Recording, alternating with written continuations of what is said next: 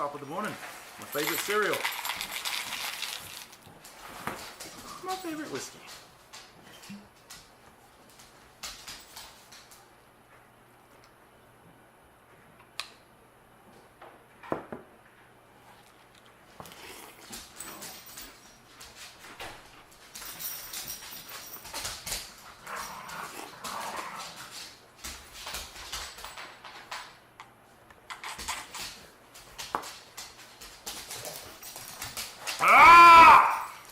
But seriously, folks, this is Mental Health Awareness Month, and for your viewing pleasure and your serious concern, we think everybody should review this short checklist just to be on the safe side.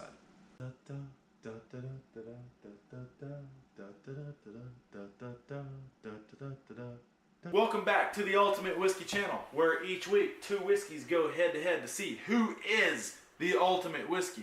This week, in honor of our continuous St. Paddy's Day shenanigans, we have the 12-year-old Dalmore. Which is a Scottish whiskey, but it is a Celtic Warrior. It is a Celtic Warrior versus the 12-year-old Redbreast Irish whiskey. Same from last week, but both being 12 years old and both being a good solid whiskey in the $60 to $70 range, we feel like this is a good comparison. But one more thing I must mention. I'd like to give a little shout out. Andrew Lazenby. Andrew Lazenby for the fantastic cups. Met him in the Whisky Tribe. Are absolutely beautiful, stunning cups. Wonderful cups. I asked him, hey, can you give me a tulip-shaped glass with a stem? He said, say no more. I got you. And he sent us this beautiful handmade glass. And they are just perfect. They're perfect for tasting whiskey. Again, he is from the Whisky Tribe. If you haven't checked them out, check them out. Love the Whisky Tribe. One more thing. I think we should have a drink for the late Luke Perry. Yeah. He was fantastic on 90210. Even better in Family Guy. You beautiful son of a bitch. Luke Perry. Slán Java. Slán Java. Damn, that's a good scotch. So, as we like to do, first and foremost, price point $60 to $70 range. In our area. In our area, that's what we got. So, on the nose, orangey. A lot of orange. A lot of orange, very tangerine-y, very spicy orange. You get a lot of caramel. Caramel, I get caramel out of that.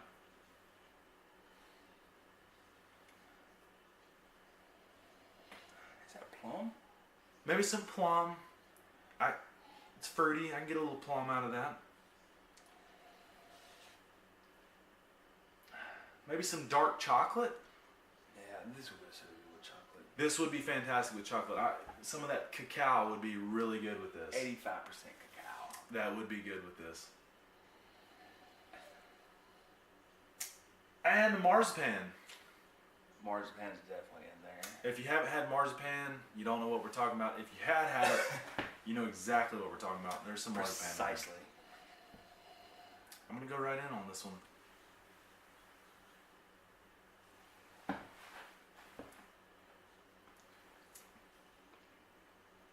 That is a fantastic whiskey.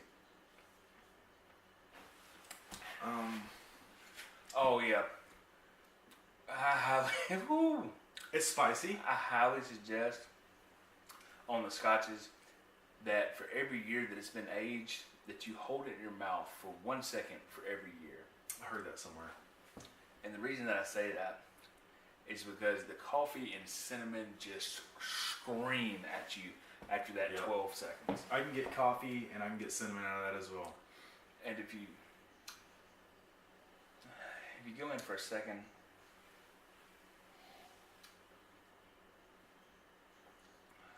oh, that's what that is. If you go in for a second taste, you definitely pull that I don't know what it's called. It's kind of like a citrusy, cakey flavor. It's sweet. Sweet, yeah. It's got some sweetness. Not too much because it's still spicy, but it's got some sweet. Yeah, like a spice cake around Christmas. Now the finish, kind of the aftertaste, still very orange, maybe a little bit of vanilla. Yeah, and the cinnamon sticks around. A Cinnamon, good bit. yeah, it's kind of oily, and I'm still left with a bit of a cinnamon aftertaste. Kind of reminds me of the oiliness that some coffee has, like out of a French press. Yeah, and Kinda like the Islas are really known for their oiliness. They are. And again, this comes from. Let's look at that on the map here. This comes from right here. I think it's Aldis. Aldis. Not Scottish. I'm not drunk enough to pronounce it correctly. No. But it comes up from here. right now. Yeah, it's in this area. And honestly, Richard Patterson, I'm going to be honest with you. When it comes to Scotch, I started off drinking Crown.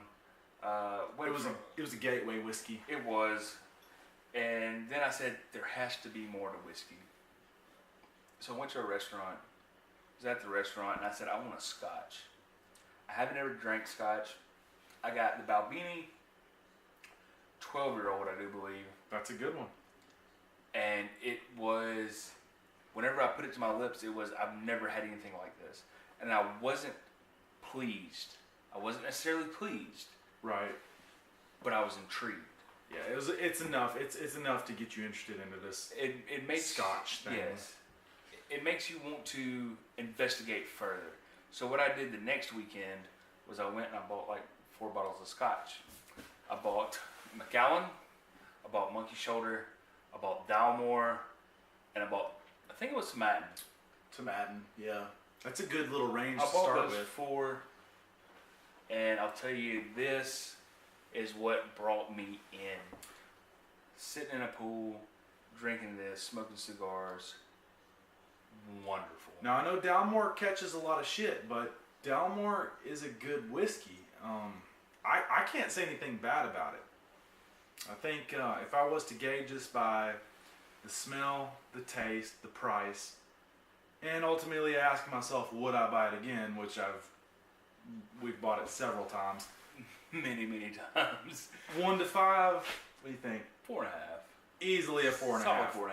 And the only reason that I say 4.5 is because I want room. There's got to be something that's a solid 5. I haven't found it yet. Nothing gets a solid 5. But I'm giving it a 4.5 because I want to find that 5. It's kind of a standard. The Dalmore 12 is kind of a standard to us. It is the bar for us. It's kind of the bar. It's just a good, I don't want to say entry level, but it's not terribly expensive. 60 to 70 bucks for a bottle. It's expensive, but it's just not terribly expensive. It's a really good thing to fall back. When you're coming from your $30 to $40 bottles, this is the next step. Yeah, this is definitely the next step. This is definitely. That's a good way to put it. And it'll give you a good benchmark. Yep. If you've been buying those $30 to $40 fifths, and then you're ready to step it up, Scotch, I mean, of course, and you go to the Dalmore 12, that's definitely a good benchmark. It is. So, Dalmore 12, we give it a 4.5 out of 5. I can't really say anything bad about it. Some people mention the E105 in it, the food coloring. My mama told me you can't taste food coloring. I can't taste it. I can't taste the food coloring. If it is in there, I'm sure it is. It tastes delicious. It's delicious. I like the color of it. I can't say anything bad about it. So. And and honestly, it does give it a darker color. Sure. And I really thoroughly believe that because out of all the other 12-year-olds, this is the darkest. It is the darkest. But it's also the tastiest. It's very tasty. So paired with a cigar. It goes with cigars very well. I don't know if you're into that. It does go with cigars very well. Very well. Generally speaking. I highly suggest taking your cigar, dipping it down in there, take you a couple pulls off of it. Fantastic. We'll cover that eventually. We'll get into the cigars that pair very well with this. But Dalmore 12, 4.5 out of 5. Can't say anything bad about it. Slàinte. So, last week we had our Fighting Irish Whiskies. Yep. And the winner on that came out to be the Redbreast 12. The Redbreast, Even though it's a little more expensive. it is a little bit more expensive. Yeah. However, it does compare nicely to this Dalmore that we've drank out. Price is about the same. They're both 12 years old. It's a good whiskey comparison. That's why they're battling out. So, without further ado, We'll bring out the Dalmore and the Redbreast 12-year-old. Rumor has it I've been drinking. it's not true. So, the Redbreast comes from Cork, Ireland. And I can say this because the Irish heritage says I can. He's a redheaded stepchild. It's an island hop away from Scotland to Ireland. And I'll tell you, this right here is Scotland. This right Scotland. here is Ireland. Ireland. This, Redbreast. the Kind of Redbreast down here in Cork. Cork. Maybe it's a coastal city. I don't know. Never been there. It's interesting looking though. It's way down there. The thing about Redbreast is it's different from Dalmore. However, whenever you put it up against other Irish whiskeys, it is the Dalmore of Irish whiskeys. Yep, that's true. That's a good way to put it. We haven't tried a whole lot of Irish whiskeys. We're gonna get more into those, but the We've ones. tried 6. Yep, and the ones we have tried, Redbreast stands out. It does. So Redbreast is. I actually over the week, I actually took some down. you did something interesting with this. Took some down to my cousin's, who is a huge coffee fanatic. Thank you, Sandy. She has this dark, like black roast Seattle coffee, and she brewed that up. I poured some Redbreast, some Bailey's Irish cream, mixed that together, threw in a little bit of sugar, about 3 teaspoons, 4 teaspoons, and then I put the whipped cream on it. And let me tell you, down Sounds here, delicious. down here in the south of the United States, normally we go with Jameson That would be the most common for our selection. Irish coffee and our Irish coffees. Yeah. That's just However, easily available. yes, it's at a decent price. Yeah, cheap. However, I will say that he said it. However, the Redbreast made that Irish coffee delightful, just perfection. And we'll get into cocktails soon, but for an Irish coffee, I think Redbreast kills it, dude. It does, and It kills it. And honestly, I prefer neat, no ice, Yeah, no definitely. water, just neat, just like this. So, But it definitely it makes a huge difference in your Irish coffees. oh, I guarantee you. So on the nose, About $40 difference. yeah. Seriously. So on the nose, it's very smooth. It's not complex though. There's not as much stuff going on the nose in this as there would be in the Dalmore, but very smooth. Very clean. It is clean. It's a refreshing smell. You get a lot of nuts. Big nuts. There's nuts, and it just smells nice. It's inviting. It is. It's very inviting. That is the one thing that you can say about both of these. They're both inviting. They're both very welcoming. Yep, They want you to come in and have a drink. they do. They're inviting you in. In fact, I think I'll have a drink now. We'll go right in. Damn, that's smooth. Oh God. I gotta say, as far as just being smooth going down, that is smoother than the Dalmore. I mean, it's very smooth. It is. It is very, very smooth. The God knows, dude. This is a. It's different. These it's fellows different. are running neck to neck here. They are. They're different though. You gotta give credit where credit is due. And as an Irish whiskey, this is smooth. It's creamy. It's got some vanilla to it. Like we mentioned, goes killer with a coffee. I'm sure there's plenty of cocktails you can mix this with, but you know we're kind of. Actually, I have a drinkers. little bit of a coffee flavor on the end. There's something kind of oily in this one on the end. It's got a little bit of coffee oiliness going on. The Dalmore had that as well, but This is just a little smoother, same type of note. It's almost too clean. Yep, it's very smooth, very clean. I'm afraid that pairing this with a cigar may not go the right direction. Probably not well with a cigar. It's probably not something you wanna have with a cigar or a smoke. But I'll tell you what, we'll try it here directly. We will try that though. Check out the Patreon, patreon.com/Ultimate Whiskey Channel. We'll give it a couple cigars and see what happens. So, as an Irish whiskey, for the price, the smell, the taste, I really can't say anything bad about it.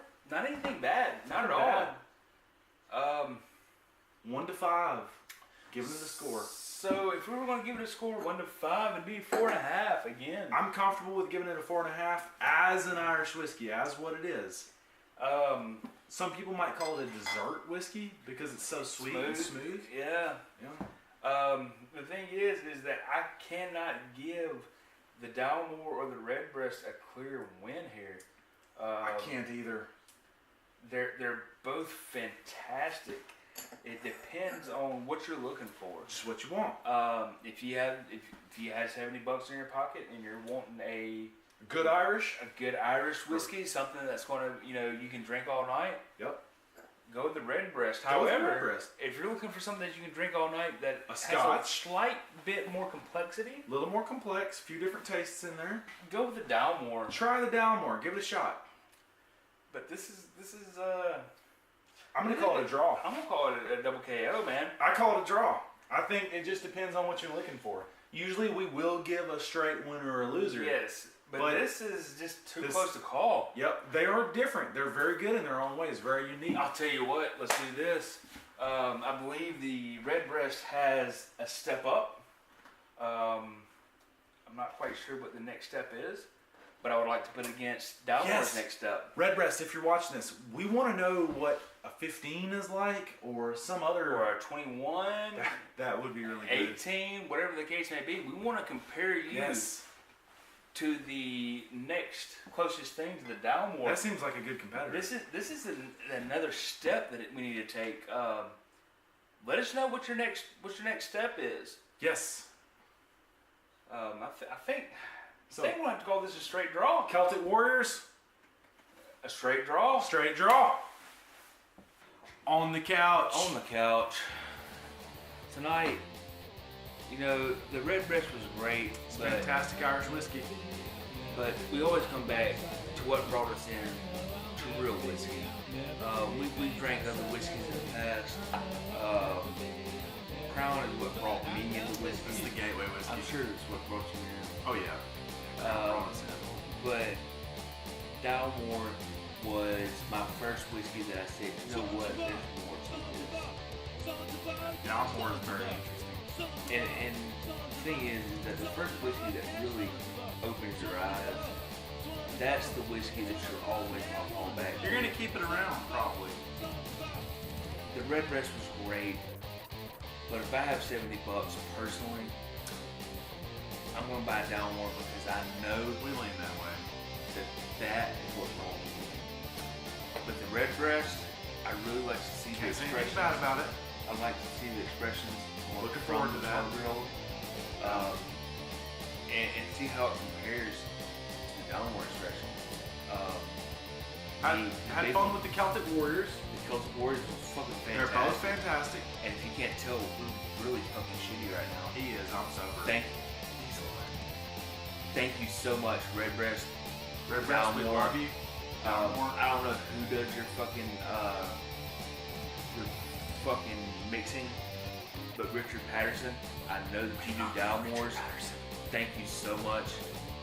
Amazing fucking whiskey. So until next time, friends, because there's Scotch And everything. and everything else. Slán Slán Java.